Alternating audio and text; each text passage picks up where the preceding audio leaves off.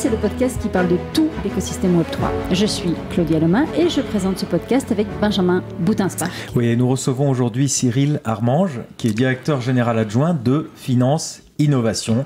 Et alors, Finance Innovation, c'est vraiment un grand acteur français de l'accompagnement des fintechs et des acteurs du secteur financier. Leur but, construire la finance de demain, rien que ça, en accord avec les nouvelles technologies, dont celle du Web3, évidemment.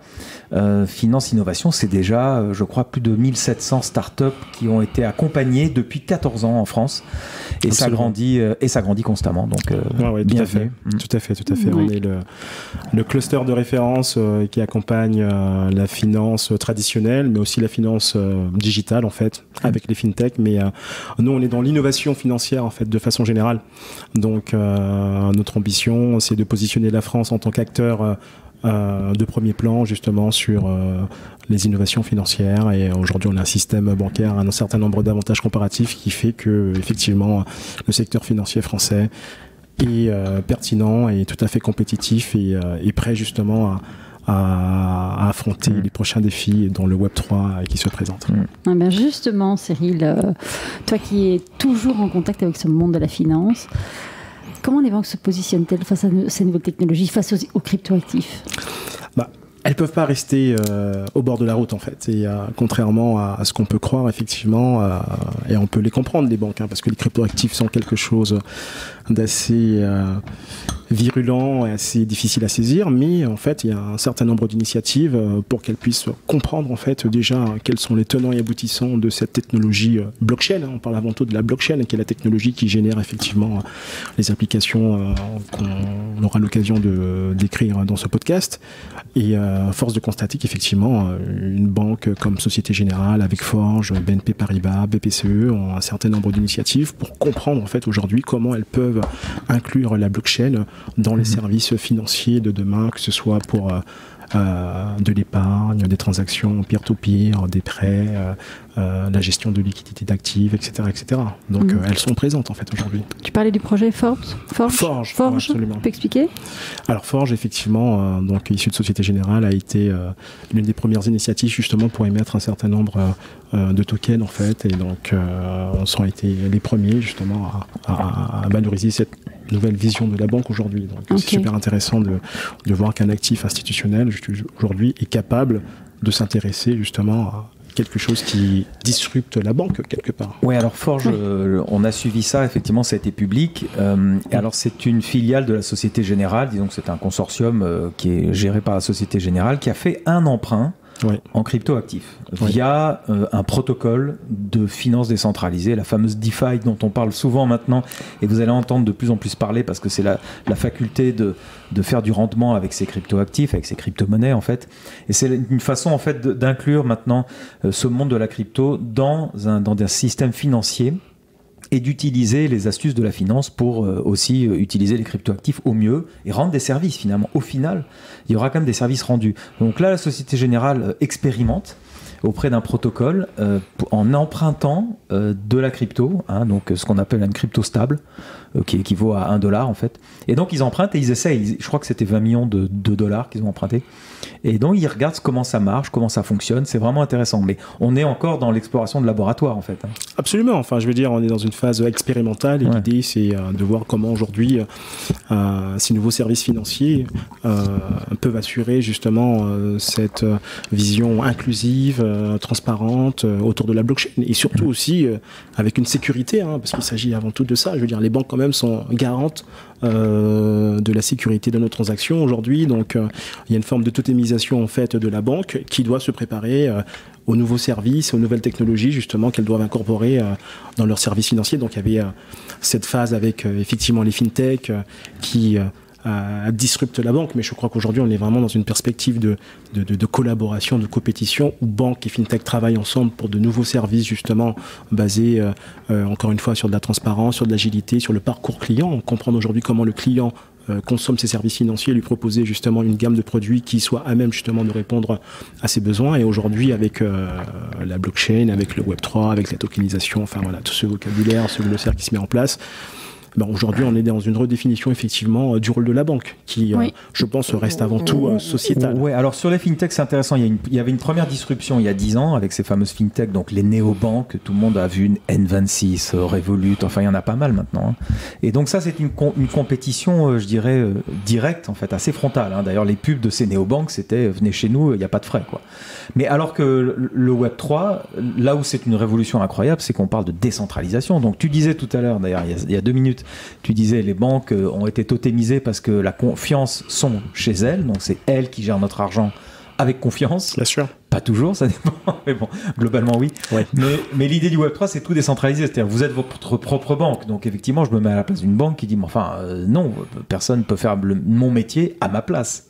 Oui, mais ça dépasse ça. C'est la banque qui dit ça peut-être, mais c'est aussi qu'aujourd'hui, le particulier, il n'a plus confiance dans les tiers de confiance. Donc, il cherche de la transparence et il cherche de la sécurité. Il n'a plus trop confiance ni dans les médias, ni dans sa banque, etc. En revanche, la réalité du terrain, c'est qu'en tant que particulier, quand on doit commencer à sécuriser ses cryptos, eh bien, tout d'un coup, on se rend compte que c'est une sacrée responsabilité d'être sa propre banque. Et donc, peut-être que l'avenir est la banque reste la banque, elle reste le tiers de confiance, mais elle garantit plus de transparence, plus de sécurité, plus d'honnêteté, ce que le client attend finalement, parce que tout le monde n'est pas capable de gérer la décentralisation, parce que décentralisation dit responsabilité. Absolument, et je pense que c'est la promesse atavique de la blockchain en fait. C'est vraiment un catalyseur de changement autour de ce que tu viens de dire, transparence, unicité, et aujourd'hui la banque ne peut pas faire fi en fait de ce mouvement en fait. Et du besoin du client. Et du besoin du client. Elle avait déjà compris, je pense, avec l'émergence des fintechs, qu'il était important d'être au cœur justement des préoccupations des clients, de comprendre sa manière de consommer en fait. Et les fintechs ont eu l'avantage d'offrir cette ouverture en fait, parce que quand même une banque, ça reste quand même un mammouth qui doit être bougé, et c'est assez compliqué, je veux dire. Il y a aussi fintechs qui ont pu apporter cette valeur ajoutée, encore une fois, que ce soit dans l'agilité, que ce soit dans la transparence du produit, que ce soit dans la réactivité. Donc elle a conscience de ça aujourd'hui, la banque, d'accord. Et je pense que banque et fintech aujourd'hui, on parlait de compétition, mais on est vraiment dans un cadre de collaboration, parce que tu évoquais les néobanques, mais les néobanques, il faut des clients. Et à un moment donné, tes clients, il faut les acquérir en fait. Et force de constater que tu vois que beaucoup de néobanques aujourd'hui font des deals avec des banques traditionnelles, parce que il y a cette nécessité d'acquérir de nouveaux clients. Donc les néobanques, c'est un très bon exemple pour montrer que la banque, je pense que malgré tout, comprend aujourd'hui, et surtout avec la blockchain justement, qui promet de mieux contrôler la valeur des actifs qu'on peut avoir et une meilleure transparence, la banque comprend aujourd'hui qu'il y a une approche qui doit être redéfinie, et aujourd'hui elle est totalement justement dans ce mouvement-là avec de nouveaux projets expérimentaux. On parlait de Forge, mais il y a également l'AppChain avec la Caisse des dépôts. Il y a plein d'initiatives aujourd'hui, en tout cas dans l'écosystème français, où aujourd'hui les banques, elles ont une position de compréhension, mais avec une volonté aussi pédagogique aussi. C'est un peu le rôle de Finance Innovation d'ailleurs, de réunir un peu ces deux mondes, entre la TradFi, entre la DeFi justement. Et elles peuvent pas nier la croissance et l'émergence de la DeFi. C'est de faire un peu le lien entre les deux et de montrer concrètement quels sont les use cases en fait qui peuvent être mis en place, toujours au service du client, mais dans un cadre sécurisé qui permet justement de répondre un petit peu aux défis qui est proposé aujourd'hui sur la transparence, sur l'honnêteté, etc. etc. Oui. Mais justement, tu parlais du rôle de Finance Innovation. Peut-être que tu peux être un peu plus précis. Qui sont tes cibles ? Et à quoi servez-vous, en fait ? En fait, je vais prendre une métaphore en présenter Finance Innovation. Finance Innovation, c'est comme Mythique, en fait. Nous, on est un lieu de rencontre avec l'ensemble des acteurs, en fait, de l'écosystème financier français. Et notre idée, c'est de créer de la mise en relation. Donc aujourd'hui, on accompagne des grands groupes dans leur transformation digitale, on accompagne des startups dans leur croissance, que ce soit pour une levée de fonds, pour du recrutement, pour aller à l'international, pour du marketing, de la communication, de la visibilité. Et ensuite, on a aussi un rôle, j'ai envie de dire, d'Otank et de Fintank, où l'idée, justement, c'est de détecter, c'est de décrypter les tendances, de présenter ce qui se passe et de mettre en place des groupes de travail autour de l'intelligence collective qui permettent ensemble justement de réfléchir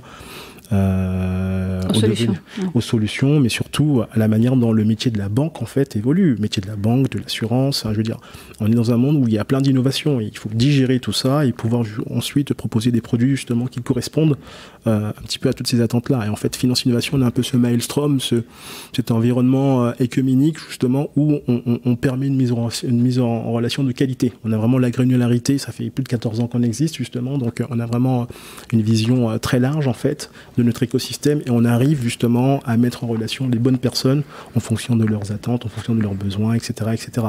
Donc on a vraiment ce rôle bienveillant de tiers de confiance avec l'idée de se dire, ben voilà, entrepreneur, on vous accompagne dans votre croissance et la réussite de votre entreprise. Grand groupe, on vous accompagne effectivement dans votre transformation numérique en étant un tiers de confiance pour vous présenter à l'ensemble de ces startups et de cette innovation qu'on cartographie à travers des appels à projets. Et puis évidemment, on travaille avec l'ensemble des acteurs de l'écosystème, que ce soit des incubateurs, accélérateurs, des PME, des pouvoirs publics, hein, c'est important. Je veux dire, on a un pôle de compétitivité, finance-innovation, donc on a un outil de la politique industrielle de l'État dédié au secteur financier. Okay. Parce qu'en France, on a des avantages comparatifs. On a les banques qui sont classées dans le top 10. Je veux dire, on a un environnement qui est tout à fait pertinent, en fait. Justement, pardon, je te coupe, ça tu devrais développer parce que c'est totalement contre-intuitif, surtout en France, où on a le sentiment que d'un côté, il y a les grands groupes, les grandes banques, et de l'autre côté, les startups, les petits, qui vont se développer, mais qui sont souvent peu considérés, ou en tout cas vus de très haut par les grands groupes. Or, vous faites travailler tout le monde, à la fois la petite startup et la grande banque. Absolument, et je veux dire, la petite start-up, elle évolue. Aujourd'hui, on parle de décacorn, de licorne, etc. Et tout. On a un certain nombre de champions aussi en France, parce que on a un bassin de formation qui est tout à fait... Il y en a 10 en France, ou j'en étais sur... Dans le Web 3, mais...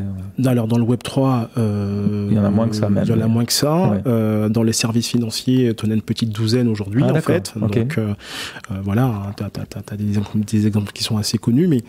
Notre idée, justement, c'est de pallier à cette vision un peu David contre Goliath et vraiment de faire la synthèse, en fait. Okay. Aujourd'hui, on est vraiment, encore une fois, on a vraiment ce rôle bienveillant de montrer en quoi, effectivement, une petite start-up peut aider demain, justement, un grand groupe à améliorer ses process, à optimiser un certain nombre de choses, en fait. Donc, on est dans une bienveillance, en fait, et on n'a jamais été dans cette compétition banque, start-up, disruption, etc. Et tout, on est dans un univers, en fait, où tout le monde doit travailler ensemble. Et l'idée, c'est vraiment qu'on ait cette approche collaborative, bienveillante, qui fait qu'au final, voilà, les fintechs, elles grandissent, les banques également grandissent aussi avec elles et arrivent justement à être dans une approche en fait collaborative, parce qu'on est dans un univers quand même assez compétitif au niveau européen, au niveau mondial, avec les marchés américains, asiatiques. Et donc, je veux dire, c'est important de put the front in the map, en fait. Et donc, c'est important, effectivement, qu'aujourd'hui, avec les actifs et les avantages comparatifs qui existent en France, qu'on puisse justement valoriser notre écosystème, en fait. Oui, et justement, moi, je suis intriguée. Je me dis, les banques, elles arrivent chez vous, donc Finance Innovation. C'est quoi leur question aujourd'hui? C'est quoi leur inquiétude, leurs besoins? Est-ce qu'elles sont connectées réellement à cette société qui change? Bien sûr. Je pense que la dernière crise sanitaire liée au Covid a montré un peu le rôle prépondérant des banques. Je veux dire, aujourd'hui, les plans d'aide qui ont été mis en place, ça s'est fait grâce aux banques. Je veux dire, il y a eu déjà la BPI qui a pu accompagner un certain nombre d'entrepreneurs, mais ça s'est fait avec l'ensemble des banques aujourd'hui. Donc on n'est plus dans la crise de 2008, où effectivement on était plus dans une approche un peu systémique, voilà, d'une banque qui fait faillite, et du coup vous avez un effet domino. Aujourd'hui, les banques sont la solution, et elles ont compris aujourd'hui qu'elles pouvaient apporter une réponse effectivement pour la résilience de l'économie, mais surtout pour le monde de demain qui se dessine, avec les problématiques environnementales qui se présentent aujourd'hui, et qu'on vit tous d'une certaine façon, réchauffement climatique, etc., etc. Donc oui, la banque, et je pense qu'en France, on a toujours eu un petit peu ce débat sur le rôle de l'argent, le rôle des banques, etc. Mais je pense que voilà, un acteur comme Finance Innovation est là pour montrer un petit peu le rôle sociétal des banques, mais aussi d'autres grands groupes, que ce soit dans l'assurance, mais également des fintechs, dans la résilience d'une société qui a connu une crise sanitaire il y a à peine 2 ans. Oui, d'un autre côté, la perte de confiance dans ces tiers de confiance, il vient du terrain. Et sur le terrain, la perception des gens, il y a beaucoup de colère, il y a beaucoup d'incompréhension. C'est j'appelle ma banque, elle ne répond plus, je ne peux plus avoir un crédit, il n'y a plus personne au guichet.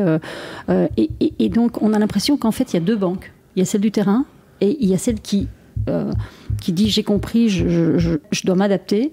Et on a l'impression qu'en fait, il y a une fissure entre les deux. Qu'est-ce que tu en penses de ça? Alors, c'est vrai que les usages ont changé. Aujourd'hui, est-ce que tu vas à ta banque? Je veux dire, tu gères tout depuis ton smartphone, tu as une application, tu gères un certain nombre de choses. Importantes, je vais à la après, banque. pour tes projets de vie, un emprunt, j'achète ma maison, j'achète une voiture, j'ai ma famille qui s'agrandit, tu te déplaces en fait. Et c'est là que la banque justement doit apporter une valeur ajoutée, c'est-à-dire qu'elle doit être en mesure de comprendre en fait les changements qui arrivent, que ce soit par ta structure de paiement ou que ce soit par les projets que tu lui donneras, tu iras automatiquement vers ta banque. Oui. D'accord? Tu n'iras pas vers une néobanque aujourd'hui, peut-être ça se fait, sûrement, mais tu n'iras pas vers ta néobanque pour un emprunt, pour un projet immobilier. Donc la banque reste quand même un lieu totem de confiance pour des projets de vie très importants. Oui, parce que j'ai pas d'alternative aujourd'hui. Oui, mais en même temps, je pense que cognitivement, on sait que c'est un acteur de confiance en fait, et qui permettra d'avancer sur un certain nombre de projets. Sur d'autres projets, on voit bien que les GAFAM ont pris aussi des positions parce qu'elles étaient beaucoup plus agiles, beaucoup plus réactives, parce qu'elles sont capables de scanner un certain nombre de données, de comprendre, même d'anticiper un certain nombre de choses. Et d'ailleurs, c'est un peu dangereux quelque part, parce que on arrive à modifier peut-être des comportements. Mais la banque est là dans son rôle de financement, d'avancement de nos vies à travers des projets milestone, totem qu'on peut avoir. Tu as raison qu'il était question que Apple, maintenant il y a Apple Pay qui marche très fort, Apple pourrait proposer des produits financiers en fait prochainement. Mais en fait moi j'aimerais te challenger aussi sur le rôle de l'État, parce que tu parlais des prêts garantis par l'État, le Covid, etc. Absolument. Bon, les banques ont marché main dans la main avec l'État, et derrière il y avait l'État qui garantissait tout ça. Donc en fait, quand Claudia dit perte de confiance, c'est au-delà de ça, même pour nous, pour le citoyen, la banque représente presque l'État finalement maintenant.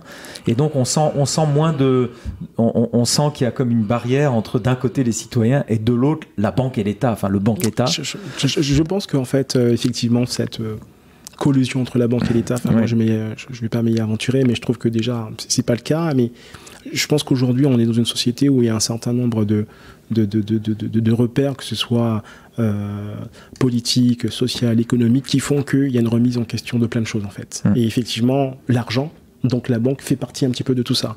Mais on est dans une vision qui est beaucoup plus large aujourd'hui. On est dans un rejet d'un certain nombre de valeurs qui ne correspondent plus à la manière dont on vit. Et effectivement, l'argent qui est au cœur de tout ça est important. Comment je consomme aujourd'hui des services financiers? Comment je consomme mon argent? Est-ce que j'ai tout le temps du cash aujourd'hui sur moi ou pas? Enfin voilà, il y a des choses qui changent malgré tout. L'investissement en bourse aussi est toujours complexe en banque. Absolument. Et quand tu as des cryptoactifs effectivement qui te promettent un certain nombre de rendements, qui promettent un certain nombre de choses, il faut qu'on soit vigilant justement vis-à-vis de ça pour montrer qu'aujourd'hui, on peut gagner beaucoup, mais on peut perdre aussi beaucoup en fait. Et donc c'est pour ça que Finance Innovation, on se positionne sur vraiment une approche pédagogique. On montre le champ des possibles, ce qui existe, ce qu'on peut faire, etc. Après, de façon un peu plus personnelle, nous on ne prend pas position. On est vraiment là pour essayer de réunir deux mondes, qui communiquent ensemble, qui doivent apprendre à communiquer dans l'intérêt justement du consommateur en fait. Alors justement sur le Web3 là, et les technologies, alors on peut parler, donc on a parlé un petit peu de crypto, là Claudia vient d'en parler, on pourrait parler NFT aussi, parce qu'on s'appelle quand même NFT Business, mais en termes de crypto, tu me disais en off, là, juste avant de commencer, que vous aviez des chiffres impressionnants sur déjà la valeur, enfin l'équivalent de milliards de dollars qui sont bloqués dans les protocoles de finances décentralisées, donc en crypto-actifs. Et donc ça évoque quoi? Enfin, dans les banques, parce que toi tu les connais, est-ce qu'elles sont étonnées, je veux dire, même très surprises? Est-ce qu'elles se disent oulala, il est temps d'agir vite? Ou est-ce qu'elles se disent on avait prévu ça et on va se donner le temps d'aller là-dessus? Je pense que l'univers de la banque, c'est un univers qui est pragmatique en fait. Il y a des tendances. Et la tendance aujourd'hui, effectivement, c'est qu'il y a une finance décentralisée qui se met en place. Il y a une digitalisation des actifs qui est très forte. Effectivement, je te parlais, on est passé de 18 à plus de 300 milliards d'actifs aujourd'hui gérés sur la DeFi. Aujourd'hui, qu'est-ce qu'on fait en fait? Et la banque, malgré tout, malgré les problèmes de confiance qu'on évoquait avec Claudia, etc., reste quand même l'acteur qui gère quand même notre argent. Donc on parle bien de 300 milliards de dollars Oui, absolument. Ou d'euros, peu importe, 300 milliards d'euros, dollars, si vous voulez, qui sont bloqués dans des tokens, dans de la crypto, qui travaillent sur de la finance décentralisée. Absolument. Et ce mouvement, aujourd'hui, il prend une ampleur qui est telle qu'aujourd'hui, tu te rends compte qu'il y a une institutionnalisation, en fait, de ce mouvement-là, en fait. Je veux dire, quand tu as des Visa, PayPal qui se positionnent justement pour vendre des cryptos, exact. Tu ne peux pas faire fi de cette situation. Et une banque, elle va chercher justement à trouver le meilleur parti qui lui permette de comprendre déjà le business, de comprendre les enjeux qui sont autour de ces business, notamment la sécurité. Enfin, j'insiste parce que oui, la sécurité, ça c'est un gros sujet. Confiance égale sécurité, et forcément, je veux dire, les gens lambda comme moi, on pense à notre banque en fait. Mais c'est vrai que par exemple, parenthèse, j'ai une carte Binance avec Claudia, on a une carte Visa chez Binance, notre exchange crypto, et en fait on va chez le boulanger, on dépense en Visa, mais en fait l'argent qui est pris, il est pris de notre crypto. Oui, donc on voit bien que Visa déjà bosse main dans la main avec des exchanges. Absolument. Et je pense qu'effectivement, tu vas acheter ta baguette en crypto, et ça, notre rôle effectivement, et le rôle des banques aussi, ça va être de généraliser un petit peu tout ça aujourd'hui. Oui, et surtout de les éclairer. Et de les éclairer. De leur dire, regardez, Warning, voilà ce qui existe. Voilà que ça existe, et de montrer comment vous aujourd'hui, acteurs bancaires traditionnels, vous emparez un petit peu. Et surtout, pourquoi est-ce que les gens utilisent ça? Absolument. Absolument. Plutôt que leur carte classique. Plutôt que leur carte classique. Après, il y a des situations, je pense, et ça c'est un point de vue un peu plus personnel, mais je veux dire, aujourd'hui, quand vous êtes en Russie et que vous regardez la valeur du rouble, vous vous rendez compte que peut-être l'Ethereum, une autre monnaie, a plus de valeur, plus de stabilité quelque part, et donc j'ai tout intérêt, effectivement, peut-être à avoir une partie de mes actifs sous forme de crypto-monnaie, parce que...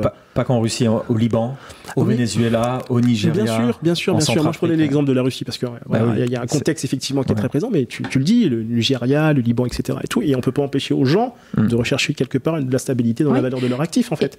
Face à des mouvements déflationnistes hyper importants, écoutez, vous avez quand même un actif, une crypto-actif qui est présente et qui vous permet d'avoir une certaine forme de stabilité, même si il y a des mouvements haussiers et baissiers, mais je veux dire, on est en train de comprendre en fait un monde qui change.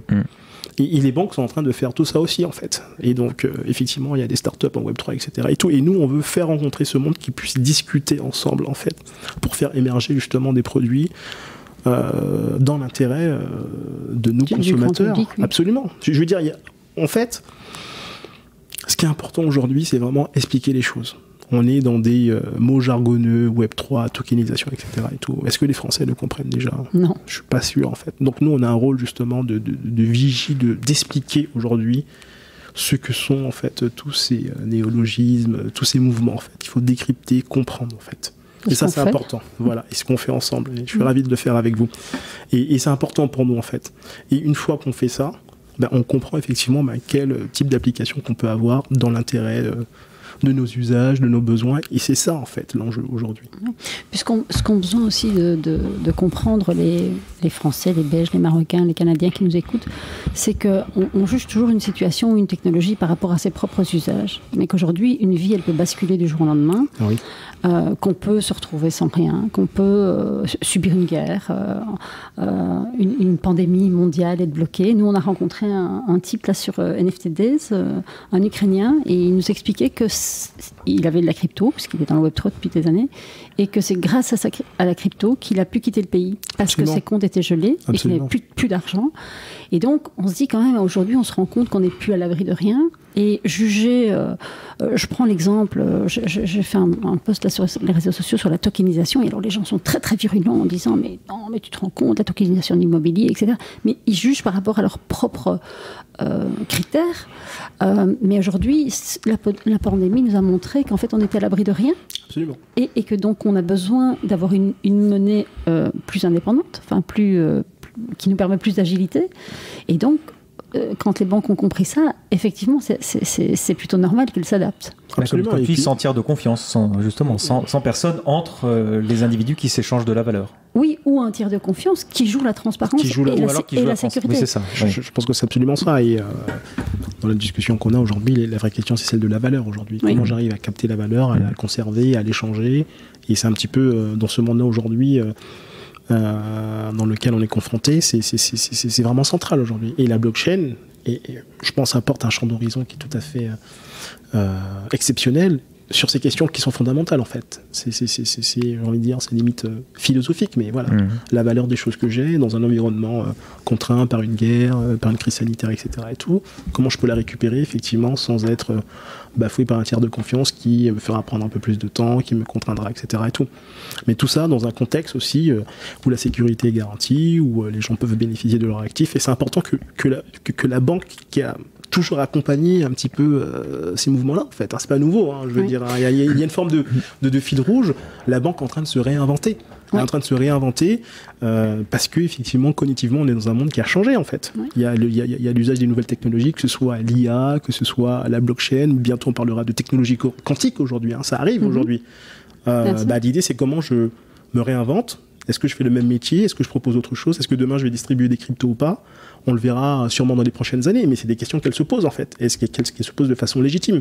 Aujourd'hui, le métier de banquier, et on le disait un petit peu en amont, c'est quand même quelque part donc financer l'économie réelle, mais aussi accompagner les gens dans leur projet de vie. Et à un moment donné, on le fait comment? Est-ce que ce soit en crypto, en euros, en dollars, etc. Mais je veux dire, le mouvement reste le même en fait. J'aimerais moi te challenger sur les exchanges parce que tu parlais du rôle du banquier, voilà, à l'instant. Et ça, c'est vrai, c'est fondamental. Alors, quel est le rôle du banquier? Alors, pour tous ceux qui ont acheté de la crypto, on va tous dans une société, un site web qu'on appelle un exchange. Bon, le plus connu, c'est Binance. Il y a aussi Coinbase qui est coté au Nasdaq. Donc, pour celles et ceux qui plus tard achèteront de la crypto, vous irez chez un exchange, qui va vous prendre vos euros et qui va vous échanger ça contre de la crypto. À qui tu vas te donner? Ils vont pas te prendre, tu donnes. On donne et ils vont donner de la crypto. Mais la crypto, elle ne sera pas vraiment à vous parce qu'elle sera toujours bloquée sur l'exchange. On est d'accord. C'est la fameuse histoire de Ledger, dont on parlera peut-être de plus en plus maintenant, qui vous dit gardez vos clés privées avec vous parce que tant que vous n'avez pas vos clés privées, vous n'avez pas votre argent, vous n'avez pas vos cryptos avec vous. Si demain l'exchange fait faillite, il peut embarquer les cryptos avec vous. Donc on se retrouve dans le cas d'usage d'une banque, où la banque aujourd'hui gère votre argent. L'argent, il n'est jamais à vous. Il est à vous que si vous allez au distributeur et vous sortez du cash dans la poche. Là, vraiment, il est à vous. Mais sinon, il n'est pas vraiment à vous. Bon, la banque pourrait aussi faire faillite, encore que maintenant, ça n'existera plus, je ne pense pas. Mais concrètement, l'argent n'est pas à vous. Donc l'exchange, en fait, devient une banque, finalement, puisque Binance nous a proposé une carte Visa. Donc Binance gère nos cryptos, nous propose une carte Visa de paiement, bientôt du cashback en plus, c'est-à-dire qu'on peut même gagner de la crypto plus on dépense. Pourquoi pas un jour un prêt immobilier? Enfin, donc je me dis, la banque là est vraiment challengée directement par les exchanges en fait. Oui, mais peut-être demain on aura dans un monde où la banque pourra proposer des exchanges pour acheter des cryptos en fait. Moi je ne sais pas comment les choses vont se présenter, mais c'est ce genre d'horizon. Je pense qu'il ne faut pas se limiter, mais en tout cas, aujourd'hui, si je circonscris juste nos débats sur la population française, très peu de personnes vont chez Coinbase, chez Binance pour ce genre de choses. Ça reste quand même quelque chose qui est très localisé chez des jeunes. Et aujourd'hui, à plus de 40 ans, je ne crois pas que les gens vont spontanément justement vers ce genre de choses. C'est 8%, je crois, des Français qui ont absolument. Voilà, 8%, avec une très forte proportion justement chez les jeunes, entre 18 et 35 ans, parce que voilà, peut-être c'est des gens qui sont un peu plus connectés, un peu plus au fait justement de ces nouvelles technologies. Mais encore une fois, pour la banque, justement, ça va être de faire en sorte d'embarquer tout le monde en fait. Parce que c'est un signal fort, même si 8% ça peut paraître peu. Mais c'est quand même un signal très très fort parce que les gosses qui ont 20 ans aujourd'hui, dans 10 ans, ils sont en pleine. Ils sont aux commandes de l'économie. Oui. Absolument. Et je pense que des acteurs institutionnels, financiers traditionnels ne peuvent pas ignorer ce genre de choses. Donc c'est pour ça justement qu'il y a toutes ces démarches, etc. pour comprendre aujourd'hui, c'est leurs futurs clients, ces jeunes qui sortent d'études, etc., mais qui sont déjà éduqués sur les enjeux effectivement de détenir des cryptos. Aussi avec une perspective de se faire une petite fortune aussi. Enfin, je pense qu'il y a ce côté effectivement très excitant, mais forcément les banques elles vont s'adapter à tout ça en fait. Et je veux dire elles vont le faire par l'intermédiaire des startups, des prochaines licornes justement qui seront sur ce sujet-là. Vous parliez de Ledger, il y en a plein d'autres, mais pour elles c'est important et moi je crois pas à une disruption comme on peut le lire sur plein de médias, etc. Et tout. Je pense que encore une fois avec les fintechs il y avait cette perspective de confrontation, mais les fintechs ont besoin des banques et les banques ont besoin des fintechs en fait. C'est ça la réalité des choses. Et je pense que pour ce genre d'évolution, le vrai danger pour elles, c'est des acteurs non bancaires. Donc les Google, les Apple, les GAFAM en fait, c'est eux en fait le danger. Ils font pas de la banque, mais demain, effectivement, Apple est capable de vous sortir une solution Pay Now, Buy Later, vous payez en 5 fois votre iPhone, donc un crédit, votre iPhone 14, enfin je veux dire c'est parfait. Mais en même temps, Apple utilise une fintech française qui est Alma, justement pour pouvoir proposer ce genre de choses. Enfin voilà, c'est ça en fait, j'ai envie de dire, le danger. Mais la banque, comme plein d'acteurs institutionnels, traditionnels, elle est obligée de comprendre un petit peu ces évolutions. Elle est obligée de les décrypter et elle est obligée de collaborer effectivement pour mieux comprendre toutes ces choses. Moi, ça me fait penser au fait que les banques, elles se sont digitalisées et en se digitalisant, elles se sont déshumanisées. Elles se sont déconnectées du contact d'abord, et donc à travers le contact de la compréhension de leurs clients. C'est un vrai point de douleur, effectivement. Oui. Et la blockchain, qu'est-ce qu'elle amène là? Elle amène des valeurs humaines. Elle amène parce que finalement, le besoin premier de chacun, c'est quand même la sécurité. Si on ne se sent pas en sécurité, on ne fait rien, on se bat pour notre sécurité. Bien sûr. C'est le besoin premier, avec manger, respirer. Tout à fait.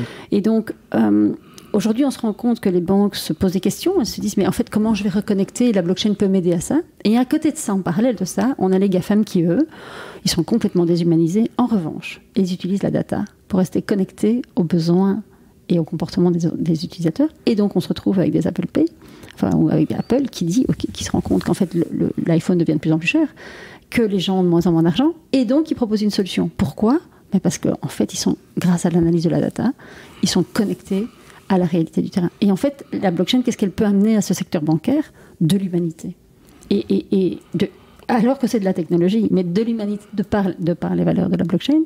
Et aussi, quelque part, c'est une technologie qui peut rapprocher et fédérer. Oui, et donc le danger, effectivement, c'est les GAFAM. Oui, ça reste les GAFAM. Non, je suis absolument d'accord avec toi. Enfin, je pense que les banques ont compris aujourd'hui qu'il y avait un travail profond, justement, à faire avec les datas qu'elles disposent, en fait. Parce que, je veux dire, il n'y a pas mieux qu'un acteur bancaire pour disposer de data sur la façon dont on consomme, la façon dont on dépense. Elles peuvent, anticiper peut-être la venue d'un bébé parce qu'on voit que notre structure de dépense, tiens, je vais acheter une poussette, je change de voiture, je change de maison.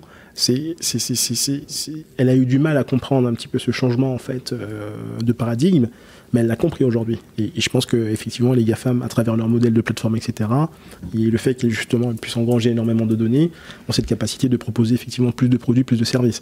Encore une fois, une banque, c'est quand même un mammouth, il y a un système informatique, il faut pouvoir migrer déjà vers le cloud, comprendre comment je peux incorporer de nouveaux services, comment je peux collaborer justement avec des fintechs qui soient capables de me donner justement des outils pour mieux comprendre l'analyse des data dans le respect de la vie privée de ces citoyens, c'est très important.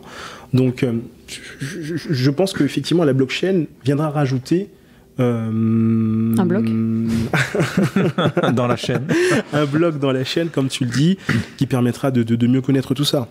Mais où je te rejoins, et ça c'est un point de vue personnel, aujourd'hui c'est vrai que le métier de la banque peut paraître un petit peu déshumanisé. Aujourd'hui, on est dans des applications, il y a moins d'interaction, absolument. Enfin on gère depuis toutes ces applications un certain nombre de choses. Mais tu remarqueras que dans la banque privée, ça reste quand même le fil rouge majeur, en fait, l'accompagnement. Ouais. Je vous appelle, je prends des nouvelles, etc. et tout. Alors bon, peut-être il faut avoir beaucoup d'argent pour bénéficier de tous ces services. Il y a un ticket d'entrée. Il y a un ticket d'entrée, mais aujourd'hui, je veux dire, je pense qu'il y a des réflexions autour de ces sujets-là, et effectivement, c'est de se dire, comment aujourd'hui, en tant que conseiller bancaire, je sois capable de passer un bon coup de fil au bon moment parce que j'ai mon client qui a un problème de découvert, qui n'a pas son chéquier, etc. Et c'est ça l'usage des technologies. Les technologies sont un moyen pour mieux faire son travail, en fait. Ouais. Et donc, je pense que les banques sont dans cette perspective. Ouais. Et la digitalisation dans l'éducation, c'est un grand sujet parce que... C'est un vrai sujet. Ouais, on discutait avec un petit garçon là, qui a 11 ans et on s'est rendu compte qu'en fait, il pensait que l'argent sortirait ad vitam aeternam de façon automatique chaque fois du mur. En fait, il dit l'argent sort du mur.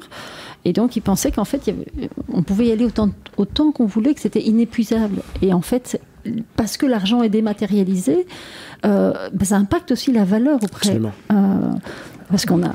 Oui, oui, avec la disparition progressive du cash, qui est annoncée depuis longtemps, alors qui tarde à arriver, moi je pense pour le meilleur de nous tous, parce que le cash c'est un dernier espace de liberté, mais à terme, si le cash est remplacé par de la crypto avec ses propres clés privées, c'est-à-dire où là on est vraiment invisible, on fait ce qu'on veut avec son cash, alors le cash disparaîtra vraiment, les billets, ça c'est certain, et alors les jeunes n'auront jamais connu le billet de banque, en fait. Donc pour eux, je suis d'accord avec toi. Je pense qu'effectivement, les deux sont liés, en fait. Un monde sans cash, cashless, comme on dit, est intrinsèquement lié, effectivement, à la mise en place des nouveaux protocoles dans la blockchain qui permet justement de disposer de sa valeur et d'en faire ce qu'on veut, en fait. Demain, je t'achète ta maison, on peut décider de quelle monnaie on peut faire la transaction. Enfin, je veux dire, il y a quand même un potentiel de libération et de liberté qui est très très fort, en fait, encore une fois. Donc les deux sont liés pour moi, effectivement, mais c'est vrai qu'aujourd'hui dans ce monde-là, avoir un peu de cash, ça reste quand même un peu une certaine forme de liberté. Voilà, je peux disposer des choses, etc. et tout, sans y voir du mal, d'ailleurs. Sans y voir du mal, absolument. Puis même pour les activités un petit peu parallèles, interlopes et tout, enfin, je veux dire, ça reste quand même très présent, enfin, je veux dire, moi j'aimerais avoir ton avis très personnel, quoi, Cyril. C'est vrai, tu vois, nous dans le Web3, on connaît des sociétés qui se sont fait rejeter par leur banque parce qu'elles déposent des statuts où il y a écrit entreprise liée à la crypto-monnaie ou même des NFT. Bien sûr. Et alors la banque vous dit non, on vous ouvrira pas de compte parce qu'on a vu le mot crypto, c'est un mot banni, vous êtes le diable, etc. Alors que derrière, en fait, ils bossent sur des projets crypto, on le sait. Donc ils ont un double discours. Mais bon, bref, ça c'est de la politique. Mais ton sentiment... Puis alors on voit la banque de Lubac, qui depuis 6 mois fait de la pub partout, enfin en tout cas dans le Web3, en disant venez chez nous, nous on vous ouvre des comptes en crypto et vous pouvez acheter de l'Ethereum, du Bitcoin. D'ailleurs on les a contactés, ils répondent pas. En fait j'ai appris qu'ils étaient submergés de demandes et que du coup ils ont mis même un ticket d'entrée. Enfin, il faut mettre je crois 10 000 € de minimum. Bon. Bref, on sent qu'il y a un mouvement qui pousse très fortement, comme disait Claudia. En fait c'est les consommateurs qui vont dire aux banques, nous maintenant si vous ne nous proposez pas des services crypto, on se casse, quoi. On ira voir ailleurs, absolument. On ira voir ailleurs. Donc toi, je dirais, toi, tu sens ça et tu te dis, ok, ça va débouler ou ça va mettre du temps? Alors, je pense que ça va arriver. Ça va mettre un peu de temps quand même, encore une fois. Mais j'ai envie de te dire, c'est le sens de l'histoire. Effectivement, demain, je suis un entrepreneur, j'ai un projet Web3, ma banque est incapable de me financer. J'irai voir d'autres acteurs qui sont capables de le faire. Et aujourd'hui, la banque, elle ne peut pas non plus se mettre au bord de la route sur ces sujets-là. Donc, ça va prendre du temps parce qu'encore une fois, c'est pas dans l'ADN d'une banque. Ce genre de changement, ce genre de paradigme, en fait. Et je pense que c'est quelque chose de nouveau qu'on essaie de gérer, quelle que soit notre position, notre statut, et ça prend un peu de temps, surtout pour la banque parce qu'on parle d'argent en fait. C'est ce que j'allais dire. C'est à la fois de la monnaie, en plus c'est décentralisé. Mais oui, absolument. Donc je veux dire, il y a quand même le temps de la digestion et de métaboliser un petit peu tous ces changements-là. Mais comme tu le dis, tu as d'autres acteurs qui vont profiter de ces opportunités pour pouvoir justement proposer des solutions de financement sur ces projets-là qui sont importants en fait. Donc c'est pour ça que Finance Innovation, nous on lance cette filière finance décentralisée pour réunir tous les acteurs traditionnels, pour réunir toutes ces startups, pour pouvoir discuter un petit peu de tout ça et de le faire humblement et ensuite de pouvoir apporter les services dont les entrepreneurs ont besoin, que ce soit sur du financement, sur de la formation, sur du recrutement. On est vraiment encore une fois dans une approche bienveillante.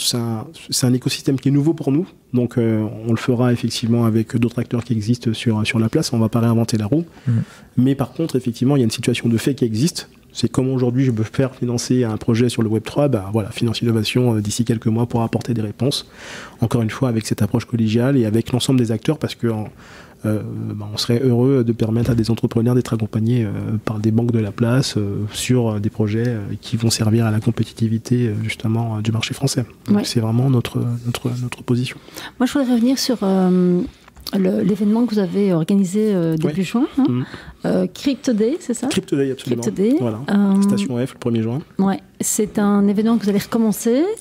C'est plusieurs fois par an. Enfin, c'est quoi l'intention? Alors, l'intention, c'est vraiment dans la continuité de ce que je disais, c'est vraiment réunir l'ensemble de ces acteurs dans le secteur financier, puisqu'il y a beaucoup d'événements qui existent aujourd'hui autour du Web3. Enfin, je veux dire, il y a une profusion d'événements, il n'y a que ça. Mais nous, avec un focus justement dédié au secteur financier, parce que les enjeux sont importants, on l'a discuté, on l'a vu, et l'idée, encore une fois, c'est d'avoir une approche pédagogique. Souvent dans des événements qui sont un peu dans le Web3, dans les NFT, etc. et tout, il y a un côté un peu techos, un peu... il y a une barrière, en fait. Il y a une fracture. Un peu geek. Un peu geek, absolument. Et quand vous êtes banquier, assureur et tout, vous rentrez dans ça, comment je fais pour comprendre, en fait, les choses ? Et surtout, comment je fais pour rentrer ? Parce que c'est des tickets d'entrée entre 800 et 3000 € sur le salon, donc c'est pas grand public. Alors, à la rigueur, elles ont peut-être les moyens, effectivement, de payer ce genre de choses, et je pense qu'il n'y a pas de problème. Mais c'est comment, aujourd'hui, j'arrive à incorporer, justement, cette profusion de technologies dans mon métier, en fait. Oui, et nous, on est là pour ça. On est là pour montrer le champ des possibles et dire, tiens, voilà, sur les enjeux de la banque et sur les enjeux des startups Web3, voilà ce qu'on peut faire. Et voilà ce qu'on peut faire ensemble, en fait. Oui. C'est ce qui est important. Mais ce que je voulais dire par rapport au ticket d'entrée de la plupart des événements, c'est que la plupart des startups qui sont présentes prônent l'adoption massive, mais si on veut prôner l'adoption massive, alors on ne met pas un ticket d'entrée sur un salon de 3 000 €, parce qu'alors, évidemment, on n'est pas adoption massive. Et donc, je trouve que là, on ne dit pas ce qu'on fait, on ne fait pas ce qu'on dit. Non, il y a une forme d'oxymore, en fait. Oui, sur une technologie grand public qui va libérer un potentiel pour tout le monde, avec effectivement des tarifs qui ne sont pas forcément accessibles pour une start-up qui débute, en tout cas. C'est vrai que et aujourd'hui, des questions, les gens sont très très en demande de compréhension. Absolument. Quel que soit le niveau social. Oui, même ceux qui sont contre, d'ailleurs. Maintenant, ils commencent à vouloir comprendre pourquoi ils sont contre. Oui, mais je pense que c'est important aussi d'incorporer dans les échanges les gens qui sont contre, en fait. Ça contribue effectivement à élever le débat. On a vu qu'il y avait quelques faits divers sur des plateformes qui ont rendu l'âme. On va pas s'étendre dessus, je pense que tout le monde est au courant, mais je pense que c'est important dans ce moment-là, dans un contexte baissier des cryptos et tout, d'expliquer les tenants et aboutissants justement de cette technologie, en fait. Quelles sont les promesses. Et c'est important justement, comme tu le disais, d'avoir une approche qui soit vraiment holiste, pédagogique, pour que monsieur et madame Michu puissent comprendre aujourd'hui, demain je peux acheter ma baguette en crypto, peut-être en 4 fois sans frais, parce qu'aujourd'hui je suis chez une solution de buy now pay later qui est directement incorporée à ma carte. C'est des choses qui existent, en fait, et il faut expliquer tout ça aux gens, en fait. Et ça, je trouve que voilà, il y a beaucoup d'initiatives qui se mettent en place, mais ça reste quand même quelque chose qui reste dans un écosystème assez fermé. D'ailleurs, avec le cashback de Binance, ta baguette est remboursée, en fait. En plus, tu vois, je ne le savais même pas. Donc, non, bien sûr. Tu vois, parce que nous, ce qu'on dit souvent, parce que c'est vrai qu'on donne beaucoup de conférences et surtout beaucoup d'interventions en entreprise qui veulent comprendre, toute industrie confondue. Et ce qu'on leur dit, parce qu'évidemment, ils viennent tous avec l'impact environnemental et avec le bear market. Et en fait, on leur dit, mais attendez, c'est plus que les cryptos. Et ce qui se passe, le bear market, ok. Mais regardez le nombre de startups qui prennent naissance. Absolument. Et ça, et c'est pas parce qu'on est en bear market qu'il y a moins d'entreprises, enfin d'innovation, ou moins de. Et donc, oui. En fait, expliquer aux gens que derrière ça, c'est la société qui se transforme. Absolument, absolument. Et je pense qu'on en discutait en amont de la préparation de ce podcast, mais ça va au-delà de la finance. C'est vraiment un contexte philosophique, en fait. C'est une nouvelle manière de voir les choses autour de la valeur, autour de la liberté, quelque part. Enfin, je veux dire, la blockchain, il y a quand même un héritage très libertarien, quelque part, sur la mise en place de ces technologies. Donc, il faut comprendre un petit peu tout ça pour effectivement le confronter à la société dans laquelle on vit aujourd'hui. Tu parlais effectivement du caractère un petit peu immédiat de changement de situation, une guerre, une famine, une crise. Enfin, je veux dire, aujourd'hui, on va être confronté à ça, en fait. Et une partie des solutions, je pense à un moment donné, en tout cas, pour la valeur qui est quand même très importante, qui est l'argent dans nos sociétés, passera par la blockchain, en fait. Il y a une lutte, tu me fais penser à une lutte très intéressante qui a commencé il y a quelques jours, que tu as dû suivre, qu'on suit de près, qui est la blockchain Ethereum, qui est maintenant très célèbre pour proposer tout plein de services NFT, finance, etc. Ethereum, maintenant, le patron s'appelle Vitalik Buterin, et il devient aussi célèbre que Bill Gates maintenant, ou que Elon Musk, et tant mieux, parce que c'est un petit génie. Et lui est en lutte maintenant, depuis quelques jours, contre le régulateur, qui dit on va réguler Ethereum, on va arrêter de vous proposer ça et ça, on va interdire carrément certains services.